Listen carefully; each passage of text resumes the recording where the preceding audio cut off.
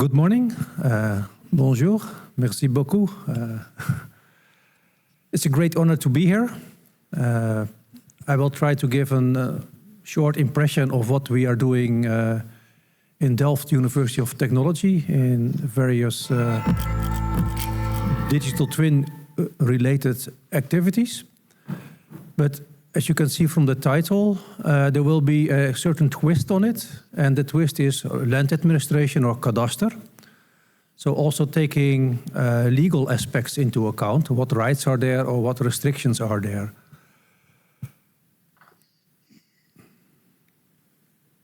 So this is a short overview of what I will present. First, two examples of, say, regular digital twins that we are developing in different projects. Then I will focus a bit on the topic of land administration, and there is also an international standard for that, which I will shortly introduce. In the middle, there is a bit of elaboration on what you could call a digital triplet, so the physical reality, the legal reality, and the digital representation. And finally, maybe back to the first presentation about point clouds. We also see a possibility to directly use point clouds in these virtual environments. And in the end, I will wrap up. So the first example is a project called Multicare. It's a European project with many partners. And our task is to develop a digital twin for detecting the various hazards in different places in Europe.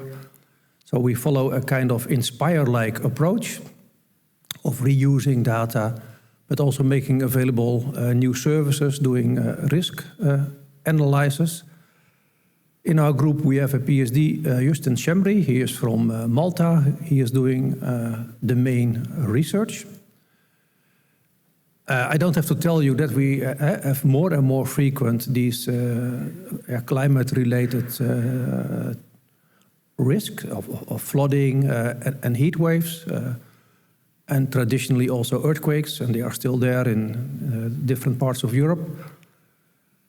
We have 3 locations where we have actual test sites where we try to improve the built environment, individual buildings, but also parts of neighborhoods. I found this statistic, it's a bit older, quite interesting to see how many casualties there are of the different types of disasters. And then heat waves stand out. They have about 3/4 of the people that die from disasters is from heat waves. So quite significant. We have sensors in Italy, in Romania, in the Netherlands. We have also very local sensors. We have sensors in our building. And we don't expect earthquakes. But we do have also sometimes the higher temperatures. A few years ago, we were above 40 degrees, so 45 degrees Celsius, and which is very high for the Netherlands. And actually, I clicked on this building. We have a 2D map and a 3D interface, which is a BIM model. And you can get the temperature estimation, and that is based on some sensors in the building. Not everywhere there are sensors, but you can ask the temperature for every room. And based on simulation, sensor data, and AI processing, we give you the temperature estimation for every room. So that's the first project, Multicare. The second project is called Dataless, which is a bit of a funny term because actually it's about more data. And this is an other digital twin, but the domain is now the energy transition. To get rid of fossil fuels, we are electrifying our society. We are using electric cars more and more. We are using heat pumps for heating our homes. And this is putting a high demand on the electricity network. And we would like to solve the problem as local as possible, so we don't have to have too many changes to the electricity network. And this project is about estimating actual energy consumption and energy production on individual building level, and then aggregating that to neighborhood level, and then seeing can it be balanced at the neighborhood level. It's a collaboration between the Netherlands and China, because in China they have the same situation, and I guess in all other countries in Europe we have the same situation. This is the PhD work by Amin. He's from Iran. And we do this work together with some Dutch companies, Alliander, a network operator, and Geodan, which is now, I think, taken over by a French company, Sogei Link, to build this digital twin. So this is the situation. The Earth is warming up due to fossil fuel. And we want to change that. We want to make better use of renewable energies, and we want to reuse the renewable energies as local as possible. And this is the platform used. Same ingredients, modeling the environment, but also the physical characteristics of the buildings and what is warming up and cooling down doing, what is the energy use per building, the estimated energy use, estimated production, sensors, simulation, and then try to make balancing possible, so actual interventions. Okay, so these are digital twins with the typical characteristics of describing the situation in a digital manner, continuously measuring, sensing, doing simulations, and supporting decisions. But what about the other aspects? So this is all about the physical world. But what about the aspects about the legal world, like cadastre, land administration? What can you do where? What about the spatial plans? What about the value for fair taxation? And this domain is called, say, land administration in the broad sense. And when you would include, say, the legal reality and the physical reality together with their digital representations, you end up with these triplets. So a bit more about land administration. Let me ask you a question. Who is aware of the ISO standard for the land administration domain model, ISO 19152? Please raise your hand. Okay, a few people. So look, that's kind of good. It's good and not good. I hope you take a look at this important ISO standard, because we all have to deal with the land rights. So what is land administration? Land administration is the process of recording and dissemination information about the actual ownership, or in general rights, restrictions and responsibilities, the value, and the use or planned use of land. And on the right-hand side, you see a very nice diagram from Ennemark showing these different components from land administration, supporting sustainable development and enabling e-government. Okay, land administration is different in all the countries. In England it's different than in the Netherlands, it's different in Australia, it's based on national laws, it's different in Germany, it's different in France. So can there be an international standard for land administration? And many people were having the opinion this is not possible due to the differences between the nations. But on the other hand, there are also big commonalities. And there are the people, you, me, organizations, companies, governments.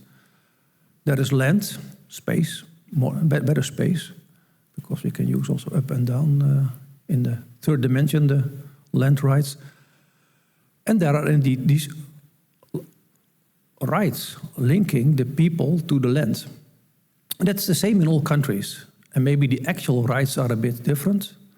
So, okay, that's just a code list that we can populate with the actual legal terms respecting the national legislation. So in 2002, within the International Federation of Survey, there was a proposal, can we somehow get some consensus on the terminology we use in cadastre and in land administration. And after that work, there was the start of a working group, and that resulted in 2012 in an ISO standard for land administration, for cadastre. And by the way, thanks to France, Napoleon did conquer the Netherlands 200 years ago. And he did not only do bad things, he did bring good things. So thanks to France, we have addresses, we have cadastral parcels, we have schools, which are obligatory. So who am I to tell you what to do? But okay, think about this standard. The essence is simple, and there are, say, 4 core classes. That is the party, the rights, restriction, responsibility, or RRR. There is the basic administrative units, or property, and there are the spatial units. So one property could be multiple parcels. Maybe one where your house is, and another one where you have to park your car. So this is the core, these 4 classes of the ISO standard. ISO standards are revised every 5 to 10 years. And actually in the first edition we only covered cadastre, land registry, and we thought, okay, that is land administration. But we were wrong. In our comments and also in the theory, we got feedback. We are missing quite a number of things. We are missing the valuation information. That's why Napoleon introduced cadastre in the Netherlands. He wanted to get tax. He wanted to send the army to Moscow.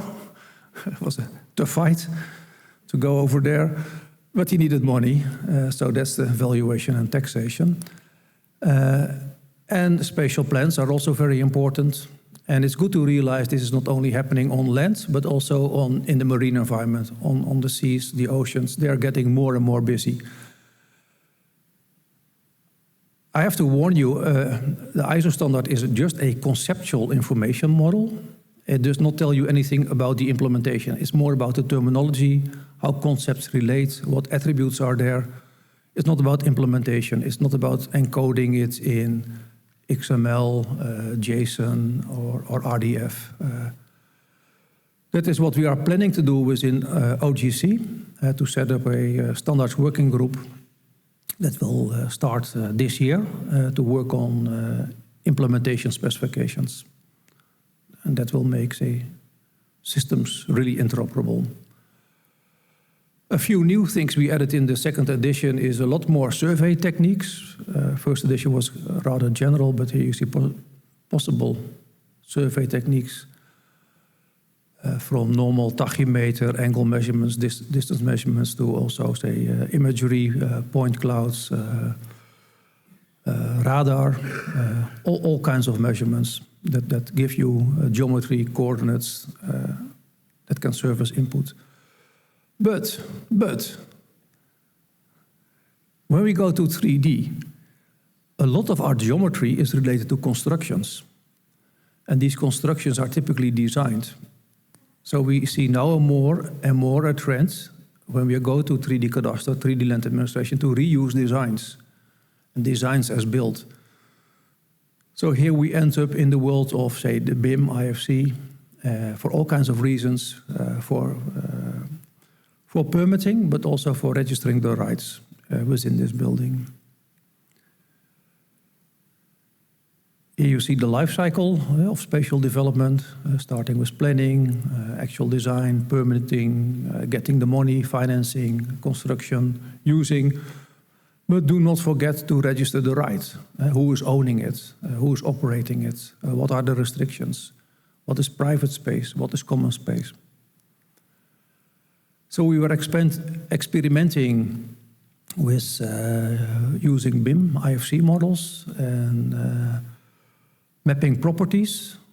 So here you see the LRDM model being applied to a BIM model, where there is a party having a property consisting of 3 parts: the main apartment, storage in the basement, and a parking. So party, rights, BA unit, and the spatial unit. Part 3 of LRDM is developed by the IHO, the International Hydrographic Office, about the marine limits and boundaries, about marine spatial planning, what zones are there on the seas and the oceans, and they are really 3-dimensional. It's not only the sea surface or ocean surface or floor, but also the water column, and what is also below the seabed for mineral resource extraction. This is an old map, probably from the Napoleon time from the Netherlands, about this valuation taxation business. If you have more land, you are richer, so you can pay more tax. The concept is simple, and it's still valid today. It's still being applied in the Netherlands. Spatial plans get also more and more 3D. So they talk about also the height or the depth of the properties and the ratio about built-up and green or blue environment to keep our world in the climate change time more livable. So this is a short introduction to the land administration domain model. Within ISO, it takes about 4 years to get a standard accepted. So you start with a proposal, and there's voting many times. And voting is done by member states, countries who are members from ISO. For part 1 to 5, you can see that we are nearly there. Part 1 and part 3 are now official ISO standards, last year already. And this year we expect the parts 2, 3, and 5. I did not explain what 1 is. 1 is the generic conceptual model, which is not that interesting, more the guidelines. So this is the organization of land administration in most countries today, quite isolated. People registration, spatial plans, surveying, cadastre, land registry, separate. Also, one of the concepts in LRDM is to bring together, now you see all the classes, not the 4 main classes, these are, say, all the classes, to bring them together, to show that they are related. And that means collaboration between different organizations, between different authorities. And that is not easy, but it is good to give a complete picture of the legal situation. Okay, that was land administration. I now hope you know what the ISO standard is about. Now let's have a look in a digital twin or digital triplet that is both about the physical reality and the legal reality. And this was work done last year by a master student in Delft, geomatics, Ping Mao. When you add the legal space to the physical object, you get, say, this triplet. What would you like to have in such a system? It should be accessible because you want people to use the information, to see it, to analyze it, to bring it together. So you have to be able to switch on and off layers, to pan, to rotate, but all the normal things you want to do in a digital twin, to do simulation, like sunlight. But you would also like to inquire about the rights, who is owning what. And who do we think are the users of these kind of, say, digital triplets?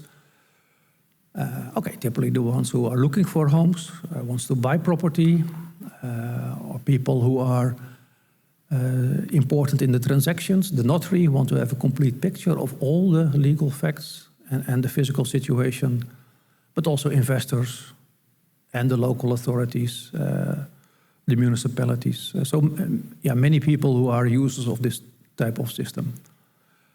This is how we develop this prototype. So we have input data, As I mentioned, the BIM models, but also the cadastral parcels. We set up a server with a database to store the legal facts, the persons, and the 3D models. And then we have a client who is using a web browser. In our case, we use Cesium, which is very good for showing things in 3D, but also adding your own functionality to develop in JSON and JavaScript. One important thing is that we would like to show the relationship between the person and the space and the land, and that is what we do as a graph, an LRDM graph. So here you see a person, Monique, and a transaction, a notary deed, getting an apartment consisting of a number of spaces. So here you see the LRDM graph. In green we use the persons, the parties. In yellow we have the rights or restrictions, and in blue we have the spatial units. We populate it with the databases as the cadastral land registry is doing. So all kinds of tables with rights, with persons. And this is a functional overview. On the left-hand side you see the physical reality and functions, what you can do to manipulate with that. Change the level of detail, do slicing, do sunlight simulation, navigation, rotation, panning, zooming. And on the right-hand side you see typical legal reality processes. So show who is the owner, what are the rights, and be able to query it either from the space or either from the person. So this is how the interface is looking. So first of all, you see the physical reality in the center, the BIM model. We can superimpose the legal spaces. For the surrounding buildings, we can choose between different levels of detail, meaning having simple buildings or adding roof shapes. And we decided to make this adaptive based on the distance. So nearby buildings are in higher detail, in CityGML terms, LOD 2.3, and further away they get, say, more simple.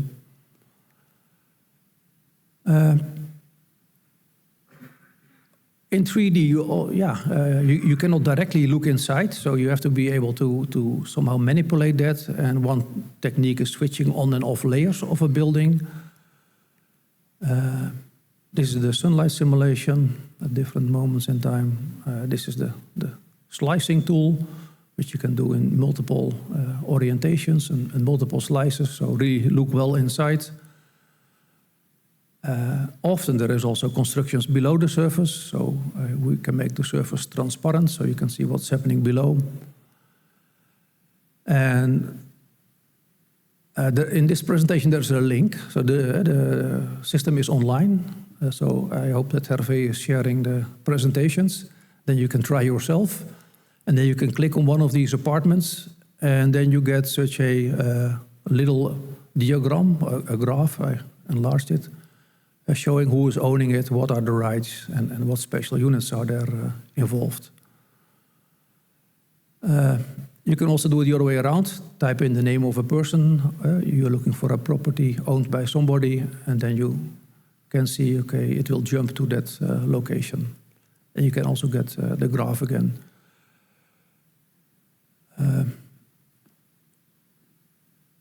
Sometimes there are multiple persons involved. One is the owner, and the other one and is providing a long lease to somebody else, so that then you have two parties involved to one property, or even more complex situations.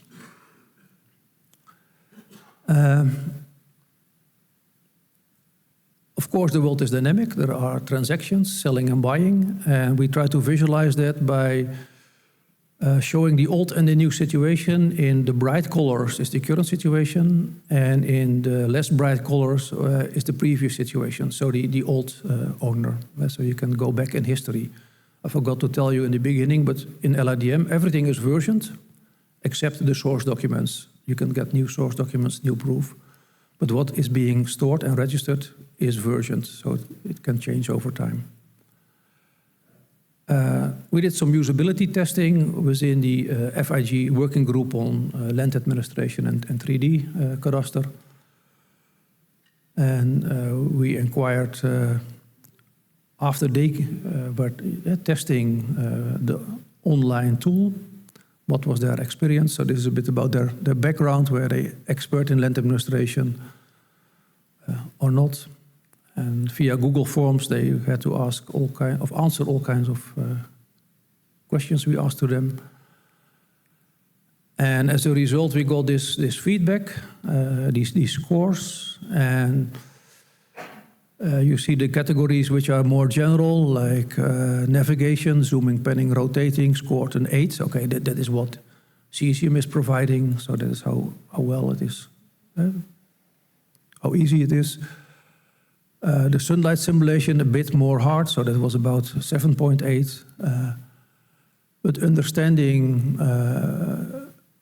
the UML diagrams, it was scored as a 9. And that is quite good, because typically UML is considered conceptual and rather hard to understand. But showing instance-level diagrams is not hard to understand. Okay, this is a little video. If you go to this link over here, you can try yourself.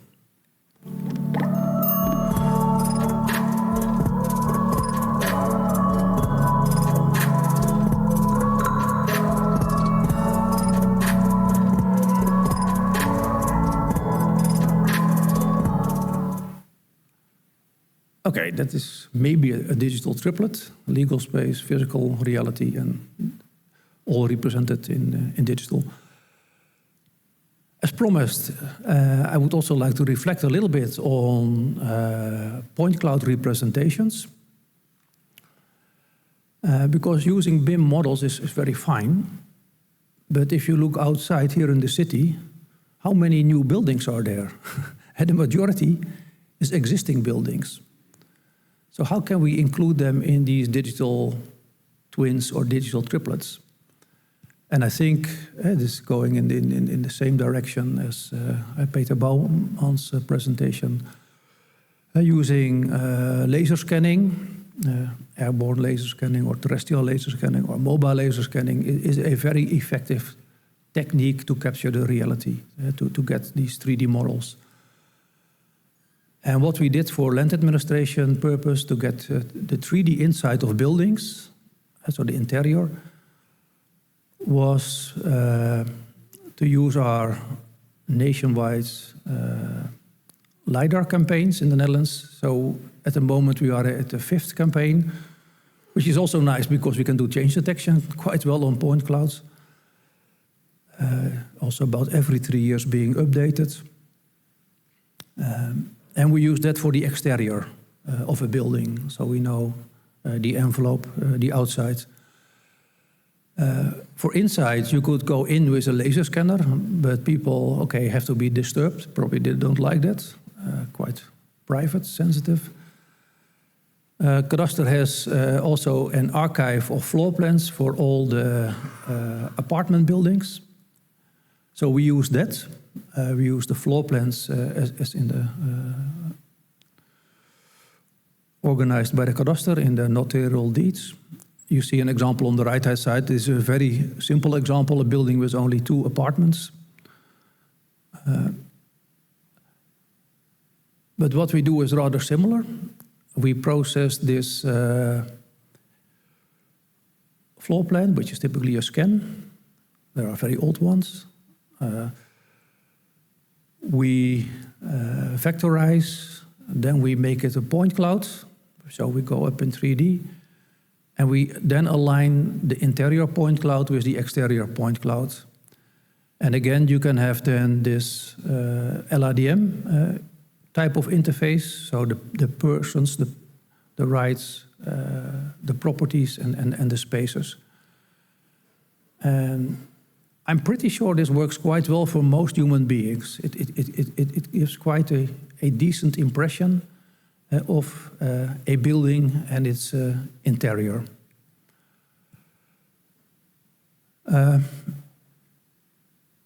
I should warn you, we were quite positive with the outcome of this test, and this is a very recent test done by Titre this year.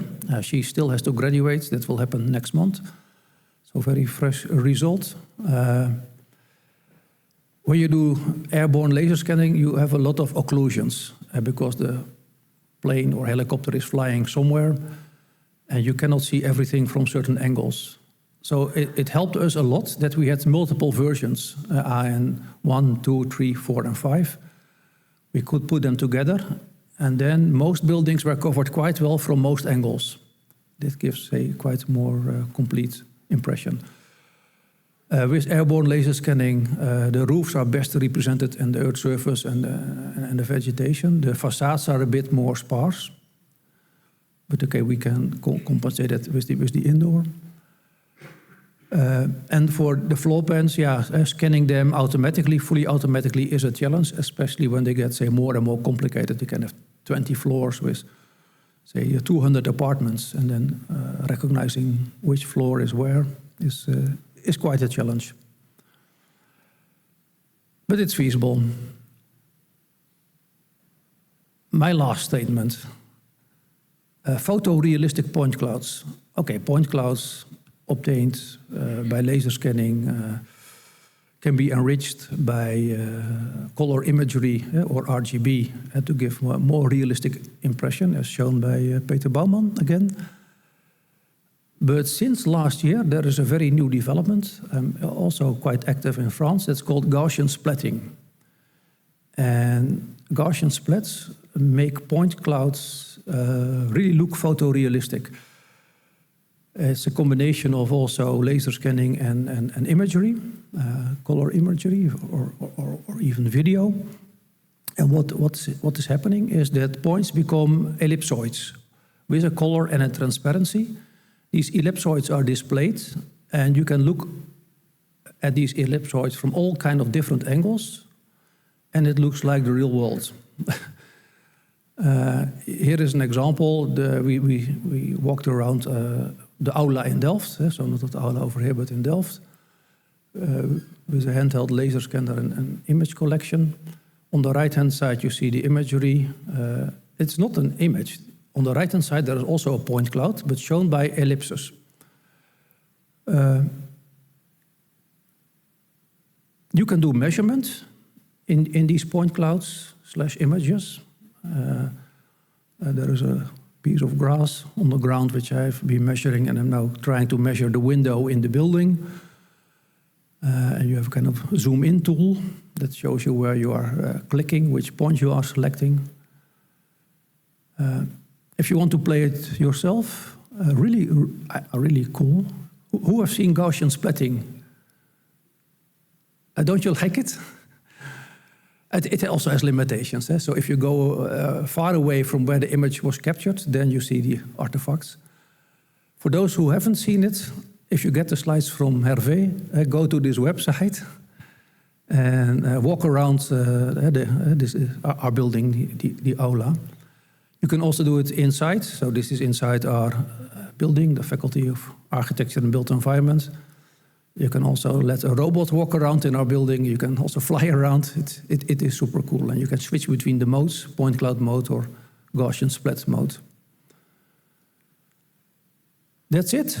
I hope you're convinced that with legal information, the digital twins become digital triplets and even more valuable. Also, we should reuse the BIM models we are getting more and more, but at the same time, for the built environment that is there, use data acquisition techniques, point clouds, imagery. If you want to read some more, here are some of the main papers. They are all open access and online. The first paper is by Agun Indrait. I'm not sure if I mentioned, I think I did, but he was the one who first used the term digital triplet. And Agun is from Indonesia. He was a PhD student. And Indonesia is very rapidly developing. It's incomparable to what is happening in Europe. If you see how rapid the cities are developing over there, so you need spatial planning, but you also need to monitor what is happening. So that's a paper on that. There is a paper on land administration, and especially edition 2 of LRDM and the 3D aspects. And there is this paper by Ping Mao on what I showed in the middle, the digital twin based on the BIM model. At the website of FIG, there are, since last month, 2 publications. One is an introduction to LRDM, say more for managers. And there is a textbook more for people that read to work and implement LRDM in their organizations, or for students who want to learn about land administration. Also both open access. And really nice to see the FIG and the ISO logo on this publication. Then last but not least, if you're interested in these kind of topics, I can recommend an event we are organizing. We are organizing every year an event by the working group that was also mentioned by Hervé. And the next one is in Brazil, in Florianopolis. It is in the beginning of November, 3 to 5 November. It's still possible to submit abstract. Deadline is, say, next week or end of this week, 31 May. Look for this website. I've also a poster in the coffee hall, so you can find more information. The people in Brazil are super welcome. They are very enthusiastic. They have a lot of land administration and a lot of terrain to cover. It's a big country. And they are really preparing this event very well. So thank you.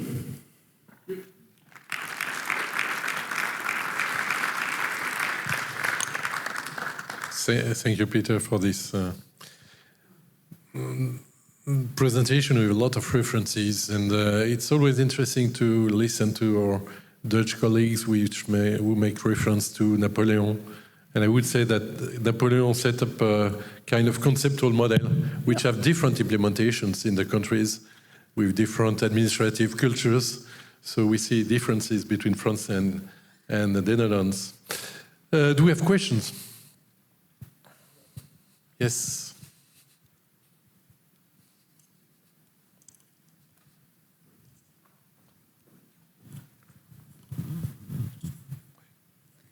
Merci pour cette présentation. Régine Tellier, Mine 2050. Est-ce que vous pourriez réafficher le slide sur les digital triplets? Can you go back to the slide on digital triplets? Oui, le titre était Digital Twin and 3D Land Administration, then Digital Triplets. Merci. I'm trying to get there. I think it was in the beginning of this part. All the tables in the database. Tu as une question particulière sur cette slide, Régine?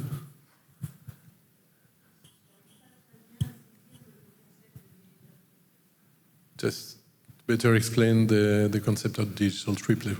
What means this triplet? Yeah, the triplet is the physical reality, so what you can touch.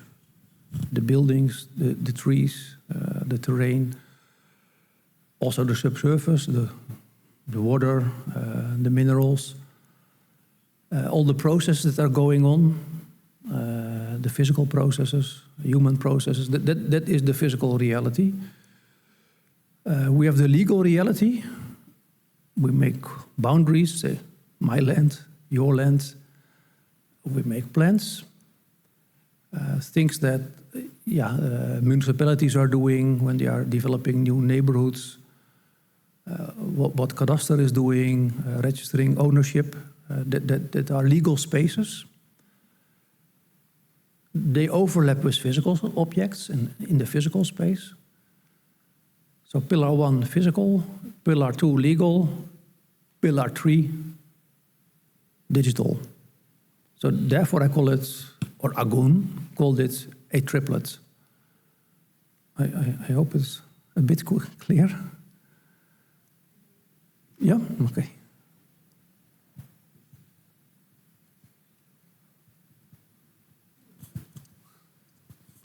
Hello, Peter. Benoit Frederic from IGN.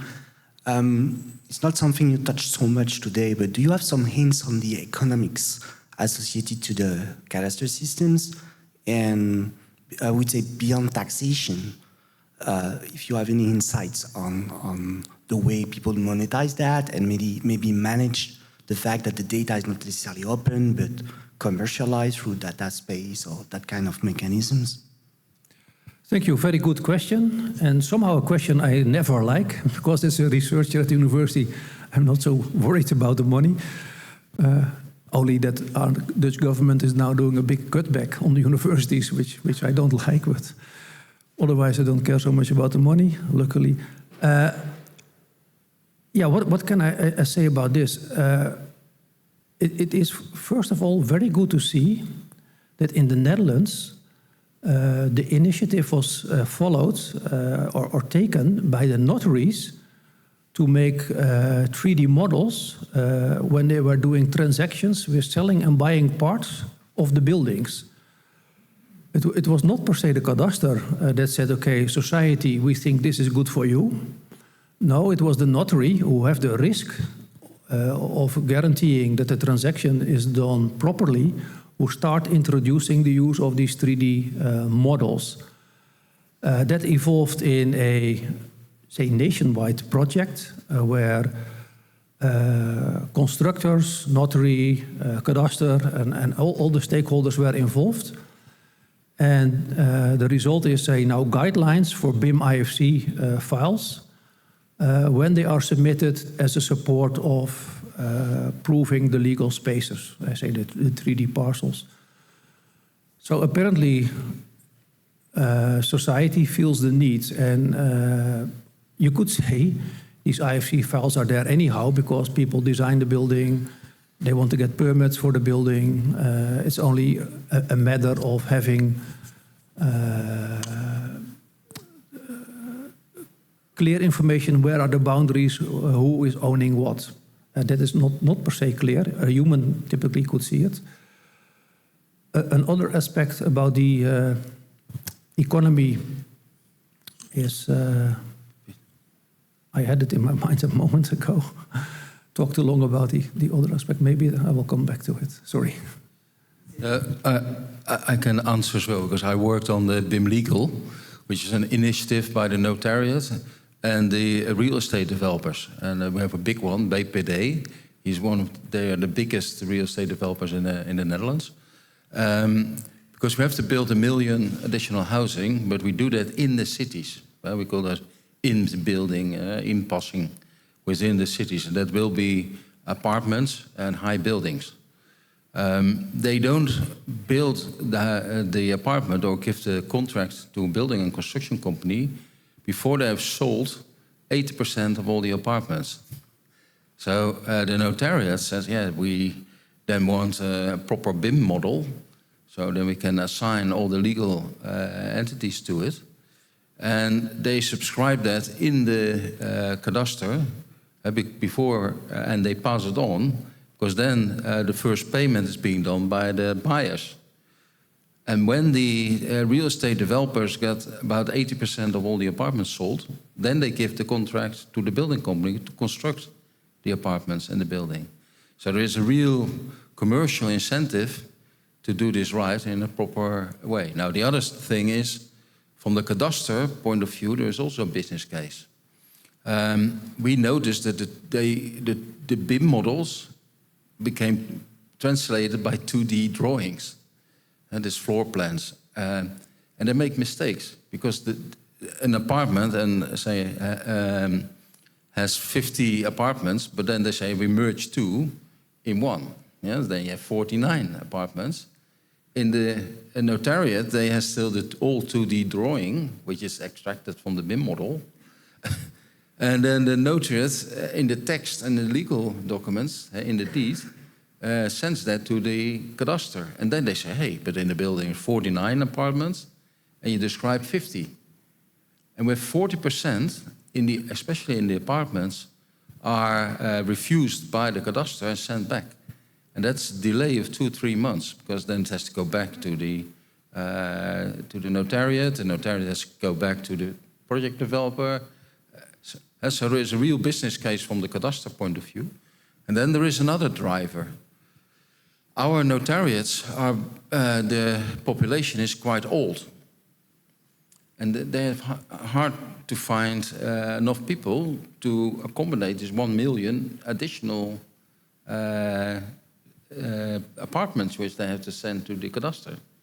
So to automate the whole value chain is also very valuable. By automating the BIM and using smart technologies to put in parts of the legal deed already to the BIM elements, you can generate the deed and the BIM legal file and then upload to the cadastre, which you validate against the rules. And that's why we are very interested in the IFC and then ISO standard, because we want to automate the whole uploading and not the human involvement anymore.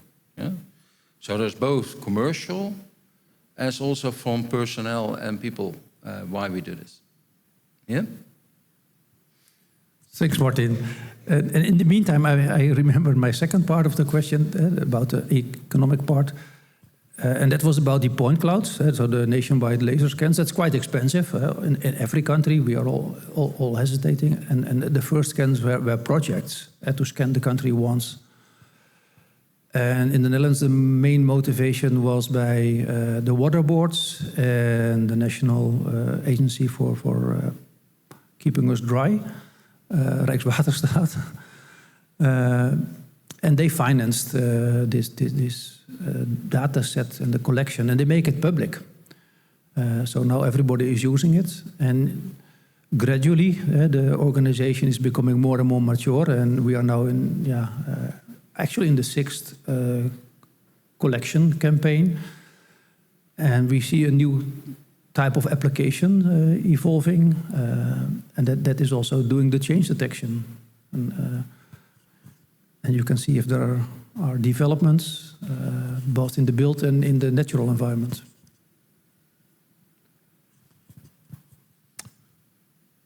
Okay, good discussion. Okay, so thank you again, Peter.